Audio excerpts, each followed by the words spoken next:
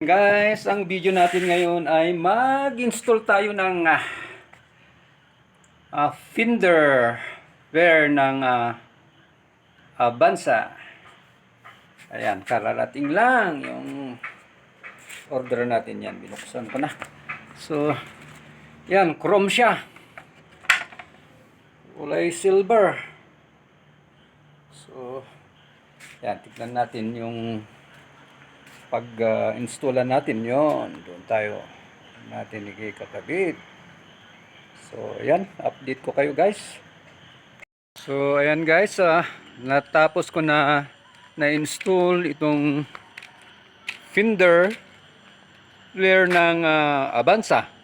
So yan ang naging itsura. Ayan, ito sa likuran nya, sa harap. Ayan. Sa kabila naman tayo. Ayan. At ito. So, bali guys, ang pagkabit nito is may butas na dito na tatlo. Isa, dalawa, tatlo. So, tamang-tama sa mga clip ng itong mga liner, itong mga plastic na ito, Finder liner. Tamang-tama, doon mo siya i-clip. Gagawa ka ng parang bracket niya na yung flat sheet na yung manipis lang. Katulad nito guys, oh. Ginawan ko siya. Siya makita kasi. Ayan, o tamang-tama sa clip niya.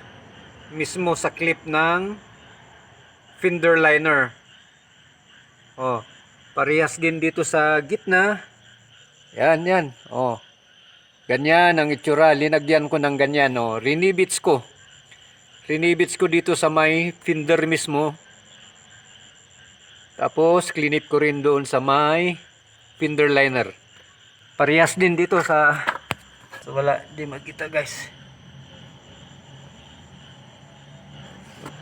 So ganun lang guys ang pagkabit nito.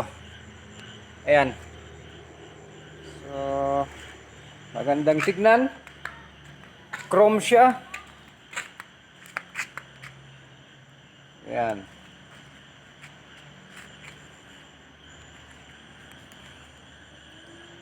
So, that's all guys. Maraming salamat. See you again to my next video.